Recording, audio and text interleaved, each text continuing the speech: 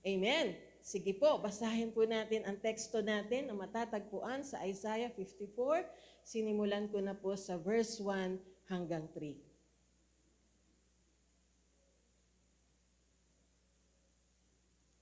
Ang sabi po dito, sa English muna natin basahin, sing, O barren, you have not borne. Break forth into singing and cry aloud. You who have not labored with child, for more are the children of this desolate than the children of the married woman, says the Lord. Verse 2, enlarge the place of your tent, and let them stretch out the curtains of your dwellings. Do not spare, lengthen your cords, strengthen your stakes. Verse 3, for you shall expand to the right and to the left, and your descendants will inherit the nations and make the desolate cities inhabited. Sa Tagalog naman, basahin natin. Kayo naman po ang magbasa. Malakas as in kumain ng almusal. Opo po ba? Sige po, 1, 2, 3, pakibasa po.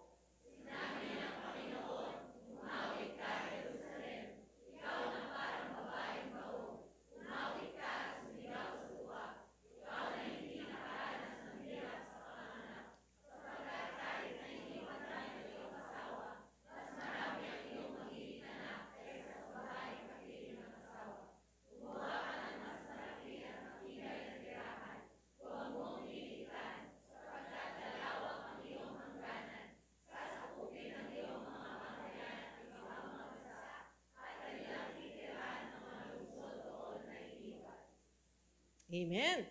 So, parang mahirap unawain, Pero alam nyo, sa akin pong pag-aaral, napakaganda po ng kapahayagan itong salita na to. Kasi ito pong time na to, ang Diyos ay nakikipag-usap o nagbigay ng mensahe sa pamamagitan ni Prophet Isaiah. Dahil ang bansang Israel po, nung time na yon, bigyan natin ng foundation itong pag-uusapan natin, sila po ay na-exile at binihag ng bansang Babylonian Empire. At dahil po doon, sila po ay nagdesisyong bumalik sa Diyos at ito yung ipinangako ng Panginoon sa kanila. Sabi doon, kung titignan natin dito sa mga verses na ito, sinasabi ng Diyos, get ready, be prepared, kasi merong gagawin ang Diyos sa kanila. At yun nga yung pagdami. Kaya nagbigay ng instruction ang Diyos, dito sa verse 2, enlarge that length of your dwelling. Gumawa ka ng mas malaki at mas matibay na tirahan. Sabi doon, huwag mong liliitan. Huwag mong lalagyan ng hangganan. Iladlad mo yung kortina at palawakin mo yan.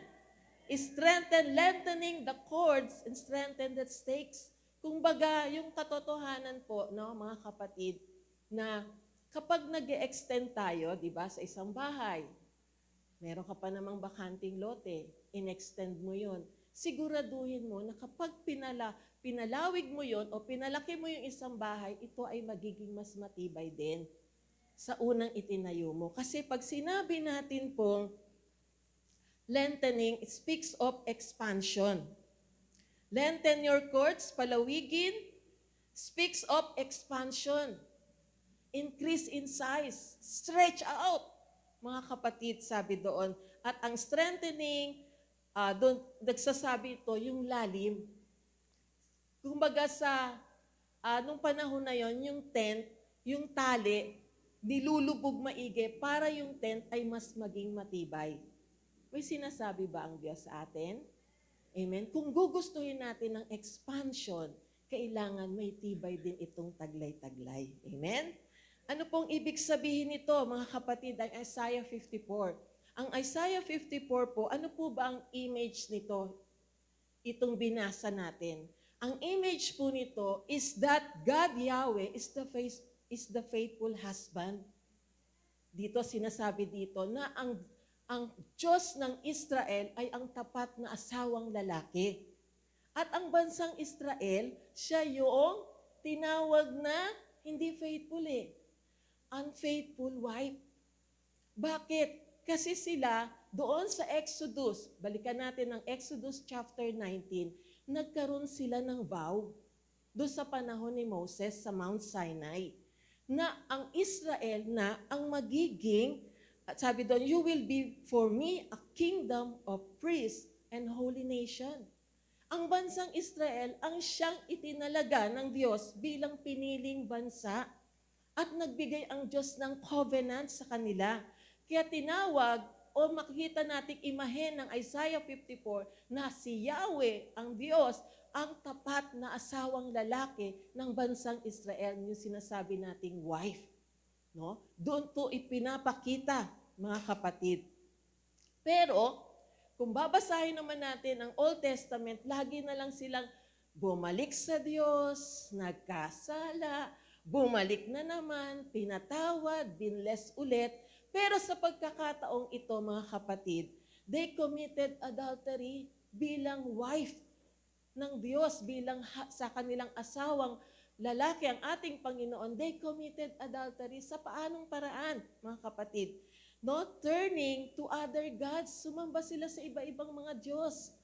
At tinalikuran nila yung kanilang relasyon sa ating Panginoon. Kaya anong nangyari? No? Inalis yung protection Nawala yung covering. Hinayaan silang bihagi ng iba-ibang bansa kasi hindi nila kinilala si Yahweh bilang kanilang Diyos. Kaya ano nangyari sa kanila? Nahirapan sila, namuhay sila ng bilang mga alipin. Ano pong ibig sabihin ko dito, mga kapatid? Alam niyo po, tayo ganun din Minsan din tayong iniwan ng Diyos nung magkasala ang ating mga ninuno. No? Nung ang ating Panginoon, nang likhain niya si Adan at si Eva at sumuway. Kaya anong nangyari? Ang tao namuhay sa kahirapan, namuhay sa sumpa at kasakitan. Nasira yung original plan ng Diyos sa tao. Ano ba yung original plan? Na ang tao at ang Diyos ay magkaroon ng intimate relationship. Yung malapitan. No? Yun ang unang pinlano ng Diyos sa tao. Alam nyo, pag-aari tayo ng Diyos Hindi tayo pag-aari ng Diablo. Kaya sa simula pa lang hanggang ngayon, gusto ng Lord intimacy Malapitang ugnayan sa Kanya. Pansinin ninyo, no? Ang tao, merong puwang yan sa puso niya. May puwang ang puso ng tao. Ano yung nangyayari dyan sa puwang sa puso ng tao? Lahat gustong gawin. Bisyo, na akala yan ang magpapasaya sa kanya. Sex, akala yan ang magbibigay kasiyahan sa laman na ito. Hindi po. No? Yung accomplishment natin, yung mga masasabi nating material things, lahat yan, di ba sinusubukan natin, akala natin, magiging masaya tayo dyan, naging masaya ba? Ngayon, may bago kang cellphone, bumilang ka lang ng mga ibon, di ka na masaya, gusto mo ulit bago. Tama? Minsan may asawa ka, hindi ka kontento sa isang asawa, gusto mo pang sumadline. O natawa ang mga tatay dito Kasi walang kasiyahan nga. Pero alam nyo, yung puwang na yan, na meron ang tao, ang tanging magpupuno lang yan ay ang Diyos. Tingnan nyo, kahit naman wala kayong maraming pera, kahit simple lang ang buhay, masaya ka. Kasi may Jesus ka sa buhay mo. Na siya ang nagpapasaya, siya ang nagpupuno, at nagbibigay ng contentment sa atin. Anong sabi ni Pablo? In whatsoever state I am, therewith to be content. Nasaya ka pa nga niyan kahit medyo isang saing na lang yung bigas mo. Kasi si Jesus ang nagpupuno sa puso natin. Amen? Hindi yung boyfriend mo. Hindi yung girlfriend na yan. Hindi yung mga... May humihiyaw doon Hindi yung mga material na bagay na yan. Naluluma yan, nawawala lahat yan. Pero ang hindi mawawala, ang magpapatuloy, hindi ka iiwan, hindi ka pababayaan, ang Diyos na pinapasok mo sa puso mo bilang Panginoon, Diyos at tagapagligtas mo. Amen? Kaya nga dumating yung bad news. Ang tao, ang impyerno, hindi naman dinisenyo yan para sa atin eh. Dinisenyo yan sa mga, yung sumuway doon sa langit, yung mga demonyo, yung mga satanas, doon sila. Pero dahil nagpapahatak ang tao, hihilahin din pa impyerno. Kaya nga, eto nga tayo eh, sasabihin natin yung totoo. Amen? Yun ang nagawa ng kasalanan, for the wages of sin is death. Hindi lang sabihin mo, namatay na yung physical na yan, tapos na, doon pa lang magsisimula ang hirap. Tungo sa impyerno, dinala sa amin ni Pastora yung eternal judgment. Ang tao, all ears eh. Basic, ano pala yun? Teaching. No? At yun po ang nangyari, purihin ng Diyos. After 400 years na naging tahimik ang Diyos, from Old Testament papunta sa New Testament, 400 years na nahimik ang Diyos. Pinagplanuhan, pinag-isipan. John 3:16. For God so loved the world that He gave His only begotten Son, that whosoever believe in Him shall not be perished, but have an everlasting life. Amen? Amen. Palakpakan natin ang Panginoon. Buhay na walang hanggan. Sa piling ng Diyos. Ang dami nang ang hirap dito eh. Magtino tayo.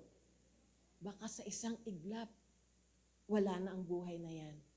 Pero yung sigurado ka, ngayon, paglabas natin dyan, alam mo, kasama mo ang Diyos at taglay-taglay natin ang buhay na walang hanggan. Amen? Para po i-summarize natin yan, nakita ko ulit po itong video na to, panoorin po natin to para mas lalo nating maintindihan.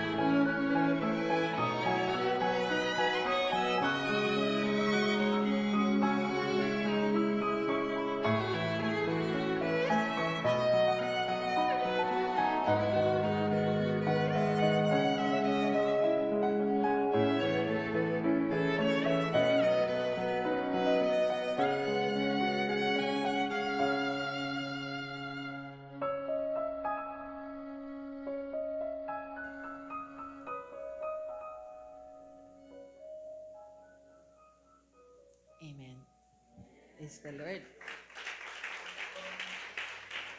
Sige po, pikit lang tayo sandali. Gusto kong i-ano tong pagkakataon na to, na magkaroon tayo ng isang pagdidesisyon. Kung di ka pa sigurado, alanganin ka pa, at ikaw ay, ano nga ba ang kahihinatnan mo? Ito yung pagkakataon na tanggapin si Jesus sa buhay mo.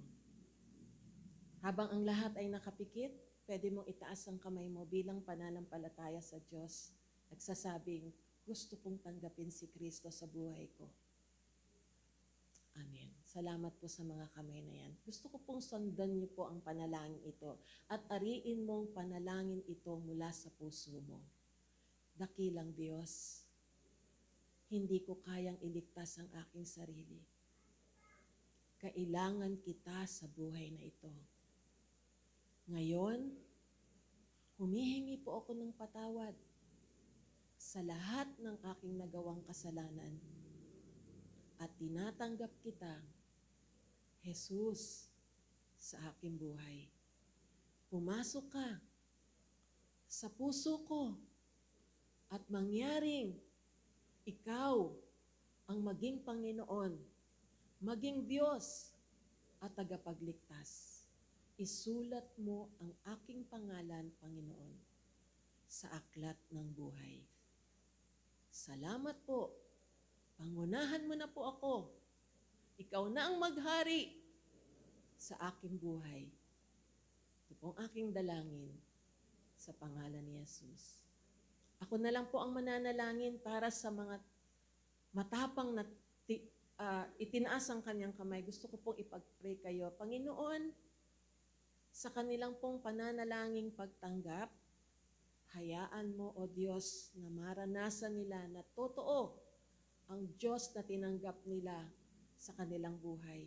Baguhin mo ang nagnanais ng pagbabago, Panginoon, at mapagpala ang kanilang buhay sa pamamagitan ng paglakad na kasama ka. Bless mo po ang bawat isa at masiguro at yung kasiguraduhan ng kaligtasan ay tinanggap nila dahil ikaw ang nangayon, ang Diyos, ang Panginoon at tagapagligtas ng kanilang buhay. Salamat po sa pagkakataong ito, Panginoon, sa pangalan ni Jesus. Amen, amen. Praise the Lord. Balikan po natin ang Isaiah 54. Balik na tayo, anak. Isaiah 54 po. Ano po teka lang po. Basahin po natin yung sinasabi nating siya ang naging asawang babae at ang Diyos ang tapat na asawang lalaki. Ito po yung lalong magbibigay sa atin ng pagkaunawa. For the Lord called you like a woman forsaken and grieved in spirit, like a youthful wife when you were refused, says your God. For a mere moment I have forsaken you. But with great mercies I will gather you. With a little wrath I hid my face from you for a moment. But with everlasting kindness I will have mercy on you, says the Lord your God, your Redeemer. Sa Tagalog po, Jerusalem, katulad ka ng isang kabataang babae na nag-asawa at nalulungkot dahil iniwan siya ng kanyang asawa. Pero ngayon, tinatawag kita para muling makapiling. Iniwan kita sandali, pero dahil sa laki ng awa ko sa iyo, ay muli kitang kukupkupin. Dahil sa bunso ng galit ko sa iyo, iniwan kita sandali, pero dahil sa aking walang hanggang pag-ibig sa iyo, kaawaan kita, ako ang Panginoon na inyong tagapagligtas ang nagsasabi nito. Amen? Because in spite of their unfaithfulness, ang Diyos ay tapat sa kanyang mga pangako. No? Kaya dito nagbigay ng instruction ng Lord din, pinaghahanda sila ng may kasiyahan sa maaring i-pour out ng Diyos na pagpapala sa kanila nung sila'y nagbalik loob dito, mga kapatid. No? Kitang-kita natin yung puso ng Diyos na yung kanyang kahabagan, yung dakilang pag-ibig ng Diyos ay hindi nagmamaliw. At ipinadama niya palang muli yan diyan sa bansang Israel. Ang tanong po, ano ba ang nirestore sa kanila ng Diyos? Unang-una po, ang ibinalik, basahin natin. Ito yung dati-dati pang definition ng intimacy na mas mabibigyan din natin to ng mahagandang paliwanag. Ano ba ang ibig sabihin ng intimacy? Kasi po, tinignan ko po ito, nung minimeditate ko po itong word na to, kumbaga sa husband and wife, mahalaga yung intimacy, di ba? Ganon din po sa relasyon natin sa Diyos, kailangan natin ang intimacy sa Panginoon. Ang pagdami po ay hindi imposible. Ang increase hindi po imposible. Kapag tama ang intimacy natin sa Diyos, kapatid, may bunga. Kagaya ng mag-asawa, pag nagmamahalan sila, may bunga yan. No? Amen? So ano pong ibig sabihin ng intimacy is a condition marked by close acquaintance, associations of familiarity which is very personal, very private, it's a secret, essential, innermost condition, making known or announcing one's innermost thoughts. Sa Tagalog, sabi dito, ano bang ibig sabihin ng intimacy? Lagi nating naririnig ito. Bakit ito ba gustong-gusto ng Diyos sa atin?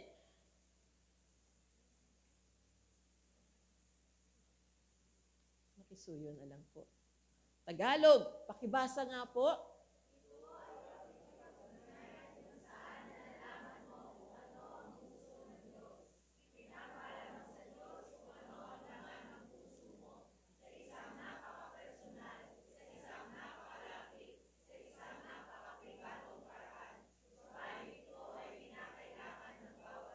Amen. Yan ang ibig sabihin ng intimacy. Pwede nating malaman kung ano ang puso ng Diyos. Amen? Gusto mo bang malaman ang puso ng Diyos? Maging malapit ka sa Kanya, maririnig mo yung pintig ng puso niya. Alam niyo kung ano yon? Souls. Soul. Soul. Soul. Amen? At yun ang gusto ng Diyos na meron tayong malapit na napaka-personal, napakalapit, napaka-pribadong paraan at ito dapat ikaw at ang Diyos. Hindi lang ang Diyos, hindi lang, kundi dalawa. Amen? So ano pa ba ang dito sa ating pinag-aralan? Ano po yung ni-restore ng Lord doon sa bansang Israel, doon sa Isaiah 54? Unang-una po, na ibinalik ng Diyos sa kanila ay yung tinatawag nating joy. Ni-restore yung kagalakan. Mamaya malalaman natin, sabi nga po dito, "O sing barren, you who have not born, break forth into singing and cry aloud.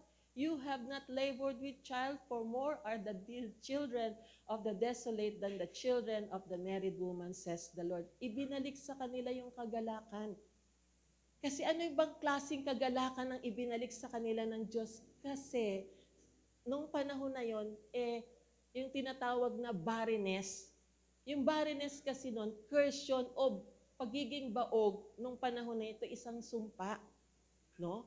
At dahil po sa kanilang ginawang pagsuway sa Diyos, tinignan silang mga baog. Isang kahihiyan, no? Humiliation yun sa kanila, disgrace, yung hindi magkaanak. Kaya nung ibumalik sila sa Diyos, ipinangako sa kanila ng Panginoon na sila ay mas magiging maraming mga children.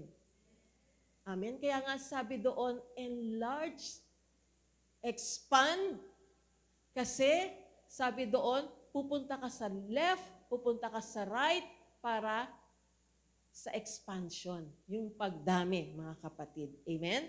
So makikita po natin dito yung pangako ng Diyos na mula sa barrenness, sila po ay magkakaroon ng maraming anak. Kaya yung joy na sinasabi dito ang ibinabalik sa kanila ng Panginoon. So hindi na po tayo masyadong doon. Dito tayo po sa pangalawa pong ibinalik ng Diyos sa kanila ay yung tinatawag nating fruitfulness. Sabihin mo, fruitfulness. Ang sabi doon, enlarge the place of your tent. Nung pag sinabing enlarge the place, sabi doon, hindi siya ito suggestion o request. Ito'y isang utos na sinasabi ng Panginoon sa kanila, enlarge the place of your tent. Let them stretch out the curtains of your dwelling. Sa ibang translation po, the increase is coming. Huwag mong liliitan. Huwag mong lagyan ng hangganan. Yan din ang sinasabi sa atin ng Diyos. Hindi lang po tayo nakakonfine dito sa 4 na sulok ng ating building. Kailangan nating mag-expand. Kung nasaan kang mundong ginagalawan mo, kailangan mong humayo. Amen? Sabi doon, do not spare, lengthen your cords, and your descendants will inherit the nation and make the desolate cities. Ang isa sa binalik sa kanilang Diyos ay ang pagiging mabunga. Narinig po namin yung isang teaching, sabi doon, hindi ayaw ng Diyos yung ideyang stagnation. Ang kingdom of God is moving forward. Amen? Ang nais ng Diyos sa bawat isa sa atin ay maging fruitful, maging productive. No? Gusto niya yung may pag-abante, may pag-asenso o progreso. Amen? Ayaw ng Diyos na tayo ay nakatigil lang sa isang lugar. Amen? Gusto niya yung nag-move tayo, umuusog tayo, productive tayo. Ayaw ng Lord na hindi tayo namumunga. Sabi po dito sa John chapter, I am the vine, you are the branches. He who abides in me and I in him bears much fruit. Bear much fruits. Bears much fruit. For without me, you can do nothing. Naka-experience ka na ba na isang kamag-anak o malapit sa'yo ang malapit ng lisanin ang kanyang mundo? At meron siyang gustong ibilin sa iyo? Anong gagawin mo? Di ba magbibigay ka ng matinding atensyon? Ididikit mo yung tenga mo at uunawain mo kung ano yung gusto niyang sabihin sa'yo. Hindi naman niya sasabihin, o araw-araw magugas ka ng plato, uuwi ka ng maaga. Ang sasabihin niya, doon sa taong malapit nang mawala sa mundong ito, pinakamahalagang habilin. Amen? E paano kung si Jesus yun? Kasi yung time na yan, yung John 15 na yan, after niyan, huhulihin na siya. At ito ang isa sa mga bilin niya, the final message, ay ang tungkol sa pamumunga. Mahalaga ang pamumunga, mga kapatid. It has everything to do with the fruits. Amen? Yun ang nais niya. Papakinggan niya kasi alam niya na itong sasabihin niyang ito, makakarating to sa mas marami. At nung time na yon, ito yung isa sa kanyang mga ibinilin. Yung pagiging mabunga. Apart from Him, we cannot do nothing. Diba?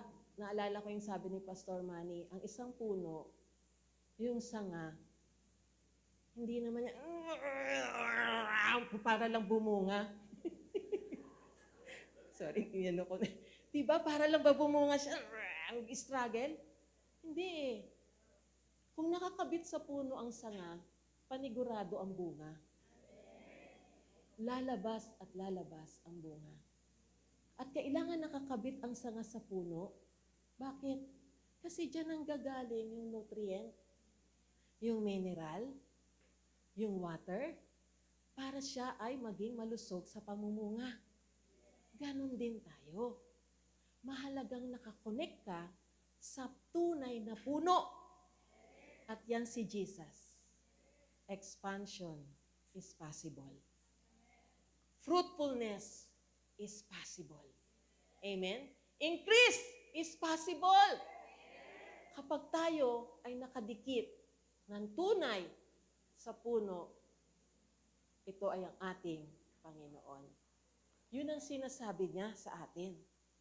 Kaya nga nung isang araw parang ano lang no? Nung panahon na yon, isang araw, galing ang Panginoon sa, papunta siya ng Jerusalem, no? No? Anong nangyari doon sa puno ng igos?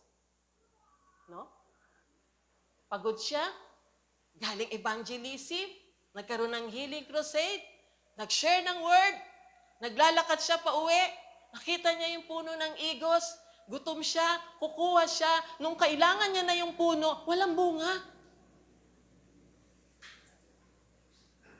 Kaya ano sabi niya?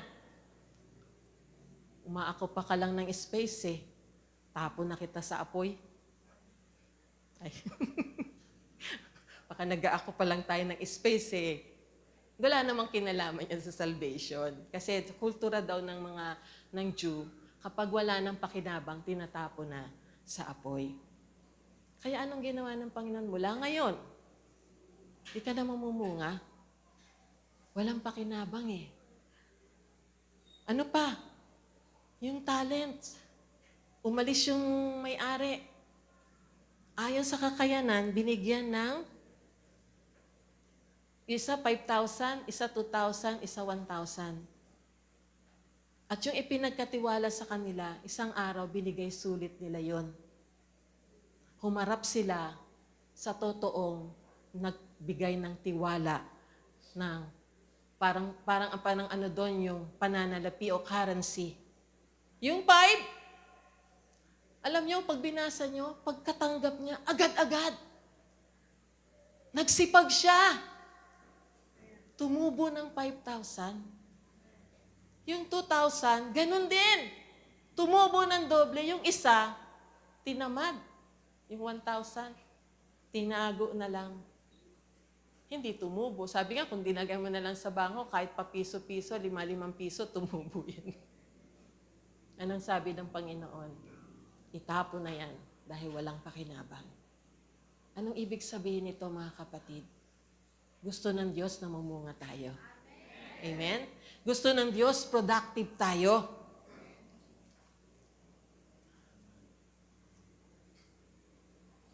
Sabi doon, paano? May mga nagmamadali po kasi ako. Paano? How? Maliban doon sa ating sinasabing pamumunga, intimacy, mahalaga yan para tayo mamunga. Ano pa po? Meron po tayong dapat i-apply. Number 1, yung tinatawag po nating focus. Para sa expansion, kailangan po natin ang focus. Kaaway po natin yung mga distractions sa paligid natin, kaya nawawala tayo sa focus. Anong po sabi dito? Hebrews 12:2, let us fix our eyes on Jesus, the author and perfecter of our faith, who for the joy set before him endured the cross, scorning its shame, and sat down at the right hand of the throne of God. Ituon natin ang ating paningin. Kanino? Kanino? Kanino po? Na siyang pinagmumulan at kabuuan ng ating pananampalataya. Dahil sa kagalakan naghihintay sa Kanya, hindi niya kinaya ang mamatay sa krus at siya ngayon ay nakaupo sa kanan ng trono ng Diyos. Let's fix our eyes unto Jesus. Focus! Para sa expansion na sinasabi natin dito. Noong bago-bago pa lang po ang MOA, tama naman umuwi yung ate ko, pinasyal niya kami doon. Tapos, para makapasyal kami ng kanya-kanya, kasi pag grupo kayo, parang hirap, di ba, makapunta sa ibang mga lugar na gusto mo. So, pinaggrupo-grupo kami. Ako ang kasama ko, si Hannah, si Jershom, yung magpisa sila, tapos yung iba magkakasama. Tapos binigyan na lang niya kami ng budget. At pagkatapos nun, kasama ko si Hannah, siguro kung hindi po ako nagkakamali, mga 6-7 years old si Hannah nung time na yon, yung bunso ko pong anak. At pagkatapos po, pagdating namin sa ground floor, ang daming laruan. Malaki pa dito. Ang dami. Lahat na ng klaseng laruan ng pambata nandoon. Bola, bisikleta, truck-truckan, robot, mga matataas na mga life-size na mga cartoons character. Alam nyo, dahil sa dami ng mga bata, sa dami ng mga tao, sinisigurado ko na nakatingin ang mata ko kay Hannah. Ayoko namang kargahin siya. Gusto ko namang mag-enjoy siya. Kasi pwede ka namang humawak-hawak doon, maglaro-laro na pa pwedeng laruin. So ang mata ko, nakatuon lang sa kanya. Punta siya dito, tapos punta siya doon. Hindi ko inaalis yung mata ko. Kahit gusto kong may tignan ako, Kahit meron akong gustong hawakan o tignan, pero yung mata ko nakafocus sa Kanya. So enjoy naman siya. Na ini-enjoy niya yung mga moment na yon. Pagkatapos na habang siya ay hindi niya malaman kung anong dadamputin di ba? Gaya mga bata. Ang ginawa, nung siya ay dumating, nakita niya si Incredible Hulk.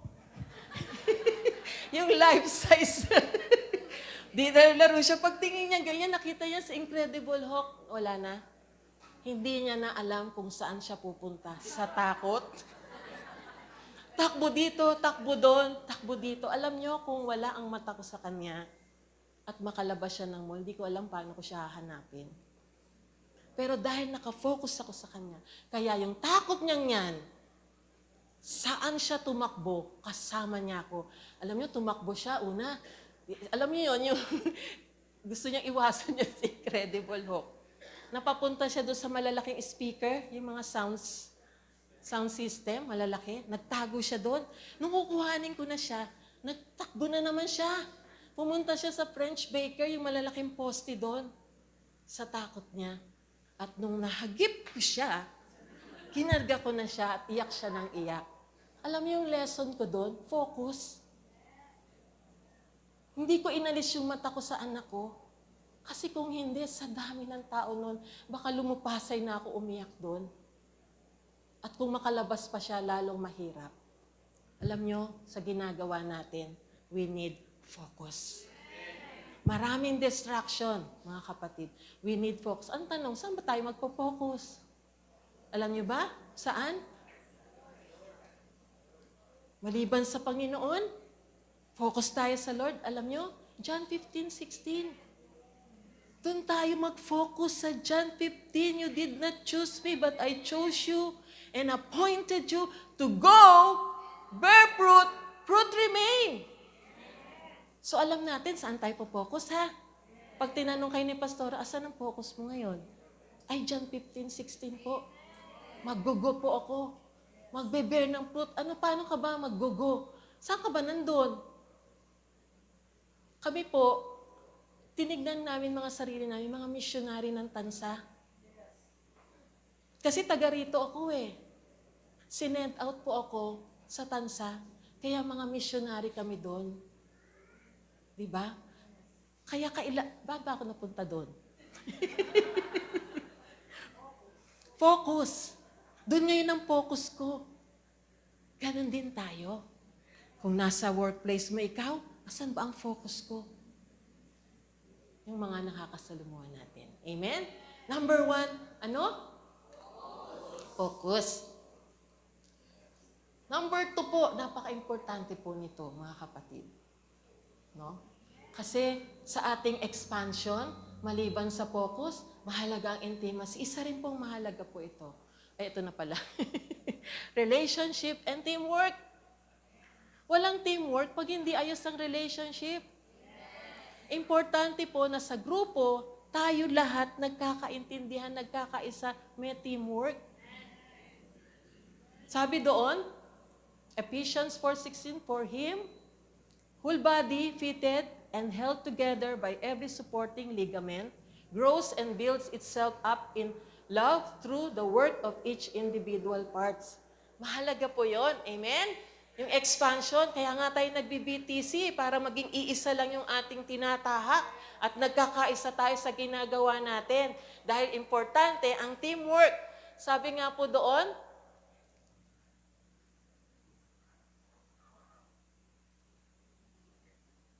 teamwork makes dream work. Teamwork makes the dream work. Amen?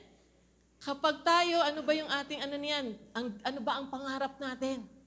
More souls for Jesus. More cell leaders. More workers. At outreaches pa. Amen? At kapag tayo nagkakaisa, posible yan. Amen? Ano pa? Sabi doon, may resulta yan kapag merong relationship and teamwork. Teamwork divides tasks and multiplies success. Amen? Anong nangyayari kapag may teamwork? May mga new ideas tayo. Merong faster work. mas marami tayong magagawa. Shared responsibilities, trust and respect, better problem-solving decision-making, nasusolve agad ang ating mga emotional support, at yung tinatawag nating sense of community. Ano ba ibig sabihin ng community? Common plus unity. Amen? So ano pa po? Malapit na po tayong matapos. Alone we can do so little, together we can do so much. Amen? Hindi kaya ng isa. Maliit lang nagagawa niyan. Pero pag together tayong gumagawa, buong Cavite, pwede nating madala sa Panginoon. Amen? We can do so much. Panoorin po natin ito.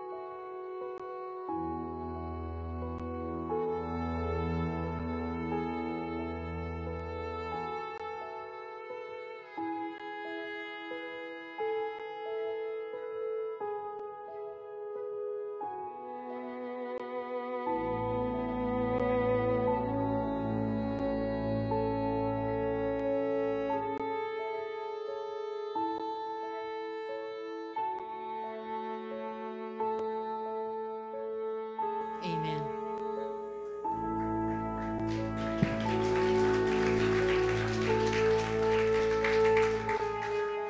Praise God. No? Importante yung teamwork. Kasi kailangan niyang ipasa yung baton para magpatuloy yung team. Kasi kung titigil siya, madidisqualified. Pero kahit masakit, kahit sugatan, kahit hirap, nagpatuloy siya para sa buong team. Amen. Tayo din. Maaring meron tayong mga pinagdadaanan. Go lang tayo dahil meron tayong tinatawag na talagang tinatahak na layunin ng Diyos para sa atin. Amen? Teamwork. Praise the Lord. Number 3, mahalaga pa rin po ito.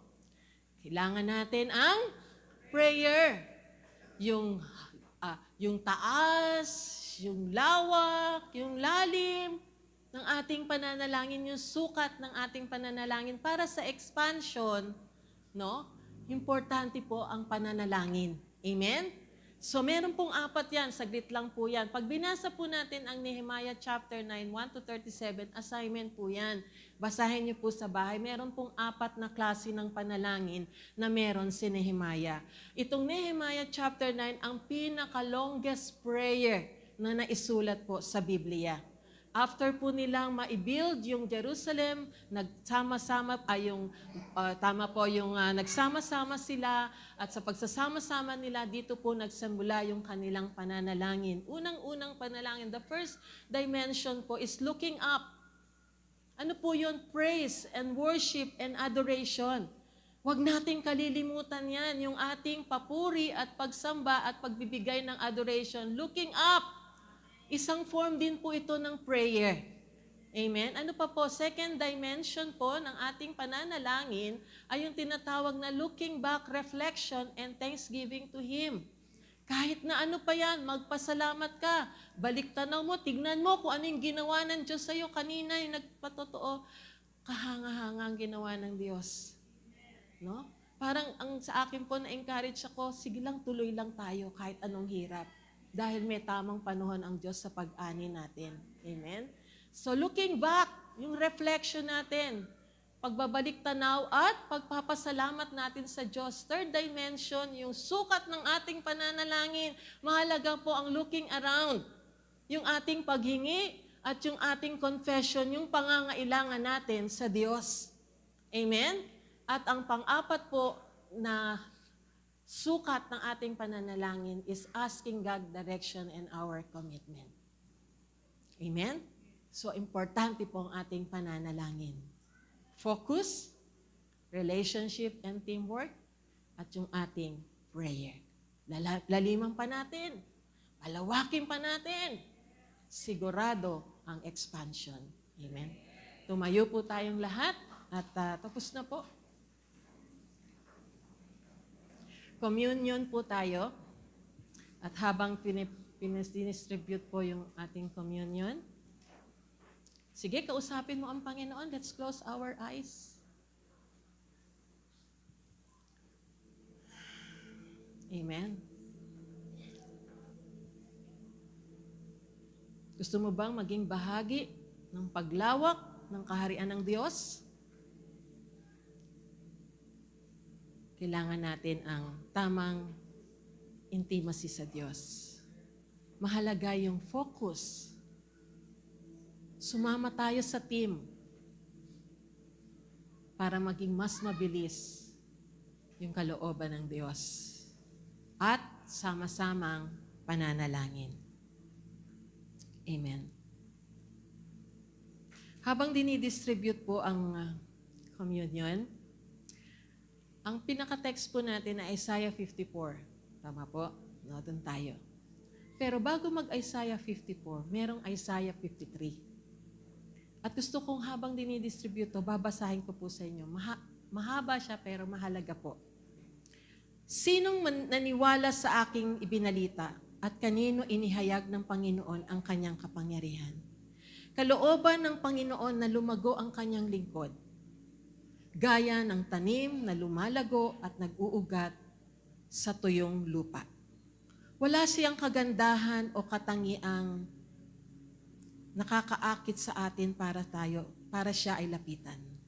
Hinamak siya at itinakwil ng mga tao. Dumana siya ng mga sakit at hirap. Tinalikuran siya, hinamak at hindi pinahalagahan. Verse 4, ang totoo, tiniis niya ang mga sakit at mga kalungkutan na dapat sanang tayo ang dumanas. Ang akala natin pinarusahan siya ng Diyos sa kanyang mga kasalanan. Verse 5, ang totoo, sinugatan siya dahil sa ating pagsuway, binugbog siya dahil sa ating kasamaan. Ang parusang tiniis niya ni Jesus ang naglagay sa atin sa magandang kalagayan. At dahil sa kanyang mga sugat, tayo ay gumaling.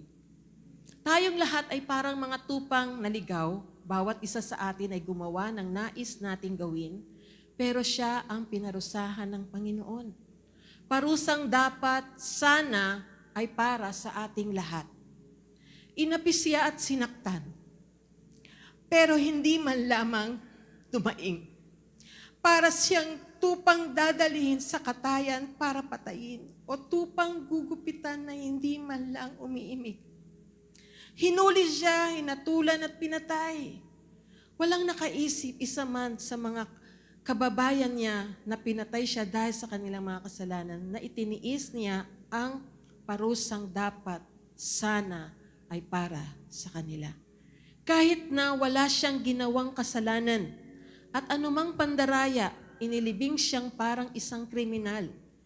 Inilibing siyang kasama ng mga mayayaman.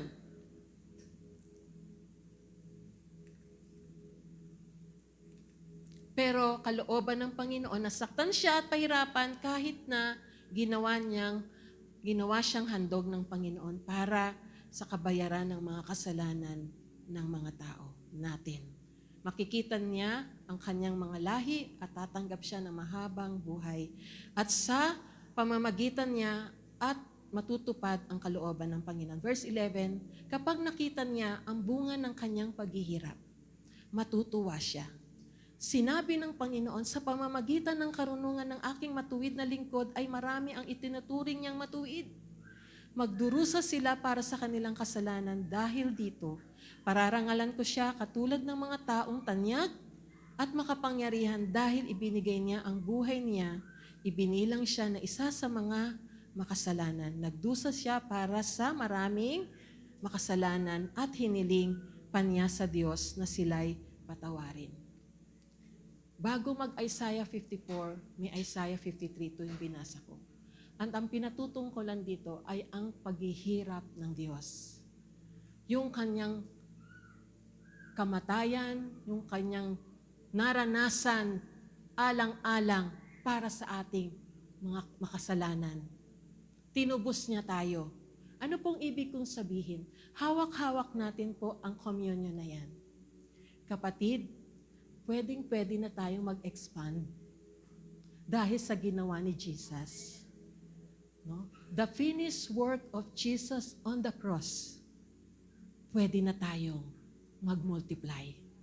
Pwede tayong mag-expand. At ng mas marami pang kaluluwa ang madala para sa Diyos. Amen? Dahil sa tinapos ni Kristo doon sa krus. Amen? So, kung ready na po tayo,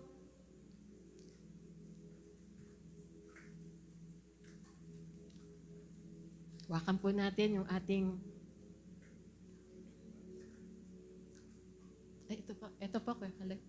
Sige po, let's sabay-sabay po tayong manalangin at muli, damahin po natin yung ginawa ng Diyos doon sa krus.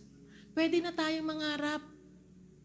Pwede na tayong makaranas ng mga breakthrough. Dahil yun sa ginawa ni Jesus sa krus. Amen? Commit lang natin yung sarili natin. Connect tayo sa Kanya. Kagaya ni Jabez, from chapter 1 hanggang chapter 9, yung mga taong nabuhay at namatay pero walang istorya. Pero si Jabez sa chapter 4, siya, sa 2 verse, may istorya siya. Pinanganak siya, sabi doon, pangalan niya sorrowful, kasakitan, pero hindi siya pumayag. Sabi niya, Lord, enlarge my territory. At dininig siya ng Diyos. Panginoon, sa oras pong ito, salamat. Posible po yun. Posible po, Panginoon, ang paglawak. Posible ang pagdami. Posible, Panginoon, ang pagpapalakas, Panginoon, dahil sa ginawa po ninyo sa krus. At sa umaga pong ito, sa pag-alaala po namin ng ginawa mo, tagumpay kami, Panginoon. Kaya kami may magandang kalagayan ay dahil sa ginawa mo, Panginoon. Lord, sa ostyang ito na nagsisimbolo ng iyong katawan, Panginoon, maging bahagi ito ng aming buhay.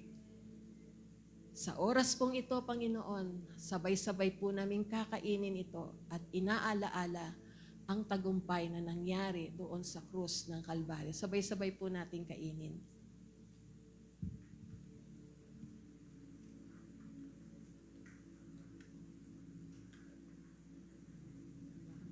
Hawakan po natin ang Diyos na nagsisimbolo ng dugo ni Jesus.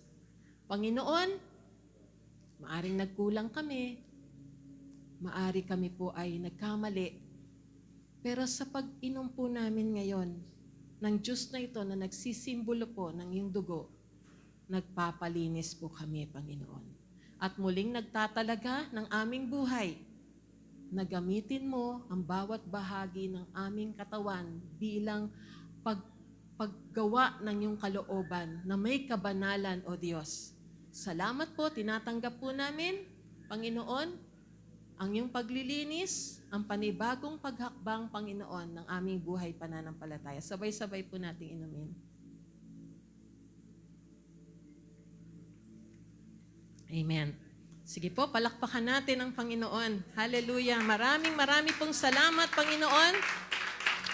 Lord, I declare in the name of Jesus, let there be expansion, Panginoon, O God, sa bawat isa sa JGIA, Cavite City, Panginoon, to the left, to the right, in front, back, Panginoon. Lord, talagang let there be expansion. Lord, enlargement, Panginoon, O God, increase, Panginoon, O Lord, in the name of Jesus. Salamat po. Sealed, O God, every words, Panginoon, na aming pong napakinggan at maipamuhay ito sa tulong at biyaya ng aming Panginoong Jesus. Hallelujah. Salamat, Holy Spirit. In all these things, Lord, we give back to you all the glory and honor and thanksgiving. In Jesus' name, amen, amen.